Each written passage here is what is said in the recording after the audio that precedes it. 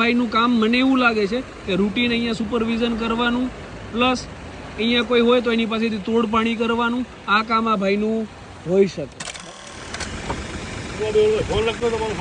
હા, મારો ફોનમાં બેટરી ડેડ થઈ ગઈ એટલે આ ભાઈ છે. અમારી ગાડી પહેલાં સામેની સાઈડ ઊભી હતી, સામેની સાઈડ ઊભી હતી આ ભાઈ આ ગાડી લઈને આવ્યા 4 વાર એઝ એન કેમ પોલીસ સુપરવિઝનમાં નીકળે એ રીતે આ ભાઈ ગાડી સામે 4 વાર આમ જોઈને કે ભાઈ ગાડીમાં શું ચાલે છે આ ભાઈએ, રાઈટ. પછી આ ભાઈ ગાડી લઈને આગળ ગયા એટલે મને થોડું ડાઉટફુલ લાગ્યું કે આ ભાઈ પોલીસમાં હોઈ શકે નહીં, એટલે મેં ગાડી આગળથી યુટર્ન મારી. આ ભાઈ અહીંયા ઊભા રહ્યા હતા આ ભાઈ, એટલે મેં અહીંયા ગાડી ઊભી રાખી એટલે આ ભાઈ પાછા અહીંયા આવ્યા મારી ગાડીની પાસે, અને હું પાછળની સીટે બેઠો હતો. એ ભાઈને ખબર નથી હું ગાડીમાં હતો, એટલે આ ભાઈ પાસે જઈ અને વાત કરે છે. એટલે એમને એવું કીધું કે હું PCR 65માંથી છું, બરાબર, આપણી પાસે રેકોર્ડિંગ છે બરાબર. તો PCR 65માંથી આ ભાઈ છે નહીં, આ ભાઈ પોલીસમાં પણ છે નહીં, ગાડીમાં નંબર પ્લેટ પણ નથી, ગાડીમાં દંડો રાખ્યો છે, આખા લુક મેન્ટેન રાખે છે પોલીસ જેવો, બરાબર. અને જ્યારે ઇન્ક્વાયરી કરી એટલે એણે મને એવું કીધું કે હું ગૌરક્ષકમાંથી કોઈ પ્રમુખ છું અને મારું કામ છે અહીંયા દેખરેખ રાખવાની. મેં કીધું તમને એવું કોઈ પરવાની આપ્યું હોય કોઈએ તો અમને જણાવો, એવી કોઈ પણ વસ્તુ છે નહીં. એટલે આ ભાઈનું કામ મને એવું લાગે છે કે રૂટીન અહીંયા સુપરવિઝન કરવાનું પ્લસ અહીંયા કોઈ હોય તો એની પાસેથી તોડ પાણી કરવાનું આ કામ આ ભાઈનું હોઈ શકે, બરાબર. એટલે આમણે જે ખોટી પોલીસની ઓળખાણ આપી, જે ગાડીમાં દંડો રાખ્યો છે, ગાડીમાં નંબર પ્લેટ નથી, એ અંતર્ગત આ ભાઈ ઉપર તમામ કાર્યવાહી થવી જોઈએ, આપણી એવી વિનંતી છે,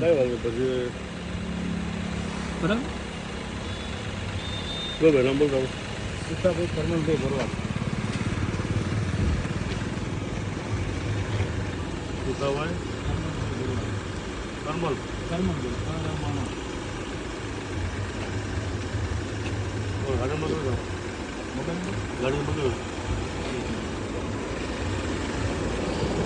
ગાડી એવી રાખે છે કે ગાડીના નંબર પ્લેટ એમને ખુદને ખબર નથી.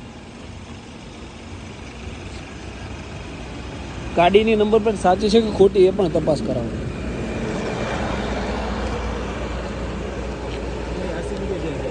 આરસી બુક છે ને? હા, તો આરસી બુક જ આપો ને એટલે ડાયરેક્ટ લખી લેવાય.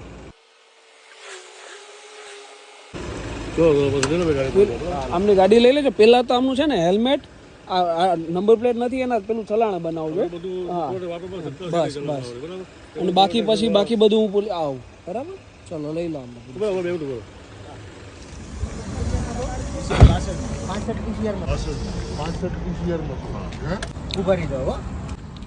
ગાડીમાં કેમ નંબર પ્લેટ નથી તમારો? હું ગૌરક્ષક પ્રમુખ છું, ગાડી નંબર નથી રાખતો. PCR 65 માં છો એમ જો ને. તમે પોલીસમાં છો એવી ઓળખાણ આપી ને? PCR 65 શું થાય? PCR 65 નો મારો મિત્ર છે. હા હા, મિત્ર. એક મિનિટ, હવે મારું સાચું ઓલું મેં ન કીધું તમને. તમે પોલીસની ઓળખાણ કેમ આપો છો? એટલે સાહેબ ડાયરેક્ટ મને પૂછ્યું એના હિસાબથી મેં કીધું તમને. ઓકે, તમારી ગાડીમાં નંબર પ્લેટ કેમ નથી? નંબર પ્લેટ સાહેબ હું ગૌરક્ષક પ્રમુખ છું એટલે નંબર પ્લેટ નથી રાખતો. એટલે તમે ગૌરક્ષક પ્રમુખ એટલે તમને લાયસન્સ મળે, નંબર પ્લેટ નહીં રાખવાનું? ના ના, એવું નથી. મારે જોખમનું કામ હોય ને સાહેબ, એના હિસાબથી. એટલે નંબર પ્લેટ નહીં રાખવાનું? જોખમનું કામ હોય એના હિસાબથી નથી રાખતો. તમે વોચ શું રાખો અહીંયા? તમારું કામ શું છે? મારું સાહેબ બાતમી મળે ને એટલે ગાડી ગાયોને આ તે ગાડી નીકળતી એટલે તમારે ગાડીઓમાં જોવાનું કામ છે તમારું? હા, ગાડીઓ ગાયો ભરીને. આ કામ તમને કોણ આપે, સોપે કોણ આ કામ? હું બજરંગ સેનામાં ગૌરક્ષક પ્રમુખ. હા, બજરંગ સેના. સ્પોર્ટ શૂઝ પહેરીને તમે કામ શું કરો? પોલીસનું કામ કરો? ના ના ના સાહેબ, હું ગૌરક્ષક પ્રમુખ છું ને. બરાબર. પોલીસમાં ઓળખાણ કેવી તમારી? હા, પોલીસમાં ઓળખાણ છે? પોલીસમાં બધાને ઓળખું છે. બધાને ઓળખો ને? પાછળ નંબર પ્લેટ છે? હા, પાછળ છે. કે બી એસએસઆર પણ નથી, એમએસ છે ને? હા, દંડો કેમ રાખ્યો ગાડીમાં? સાહેબ ગૌરક્ષક પ્રમુખ છો, દંડો રાખવો પડે મારે. દંડો રાખવો પડે. આ દંડાની પરવાનગી લીધી તમે? ના, મતલબ સાહેબ હોય જ ને અમારા દંડા. જીપી 135 મુજબ તમારે પરવાનગી લેવી પડે. હા, આ દંડો તમે ના રાખી શકો. આ કાયદો સમજાવું તમને. હા, 100 નંબર ડાયલ કરો અને ગમે ત્યારે વાહન ચાલકો આગળ મનમાની ના ચલાવો. નામ શું તમારું? મારી વાત સાંભળો સાહેબ. મને નામ શું તમારું? સુખાભાઈ કરમણભાઈ ભરવાડ. સુખાભાઈ ભરવાડ. વાહન ચાલકો આગળ મનમાની ના ચલાવો. તમારે 4 વ્હીલ ગાડી ઊભી હતી ને? સાંભળો, આ 4 વ્હીલ ગાડી ઊભી હતી ને, તમે 3 વાર પાછળ ફરીને જોયું ગાડીમાં, રાઈટ? એટલે આ રસ્તા ઉપર ગાડીઓ જેટલી ઊભી હોય એનું સુપરવિઝન કરવાનું કામ તમારું નથી. સાહેબ મેં કીધું કોઈ ઓળખીતા ભાઈ છે એના હિસાબથી મેં જોયું છે. હા, એટલે તમારું કામ એ સુપરવિઝન કરવાનું નથી. હા હા, પોલીસનું કામ જે છે એ પોલીસને કરવા દો. તમે પોલીસમાં નથી. તમે લુક ભલે પોલીસ ના રાખતા હોય પણ પોલીસ નું કામ નથી. હા, બસ બસ. અને નંબર પ્લેટ રાખો અને દંડા ગાડીમાંથી કાઢી નાખો, બરાબર? લાકડી તો મારી ગાડીમાં રહેશે જ સાહેબ. લાકડી તમારી ગાડી અડધી રાતે રખડતા હોય એટલે જોખમનું કામ. ચાલો ચાલો.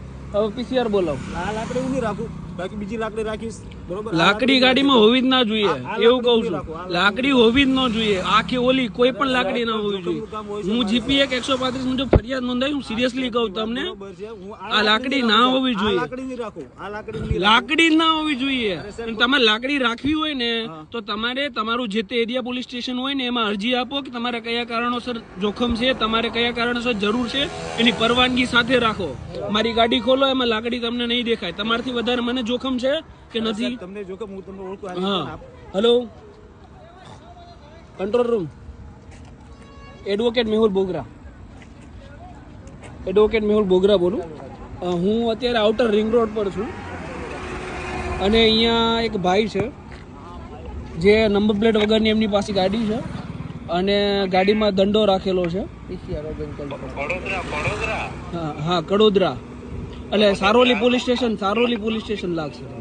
મારી સાહેબ જરૂર છે, હું તમને કહું. હું તમને પહેલા કહ્યું મારે 20 રૂમો છે સાહેબ, આ બધી મારે જરૂર નથી, બરોબર? હા, મારી જે દ્રષ્ટિ છે ને એ બહુ દૂરદ્રષ્ટિ છે.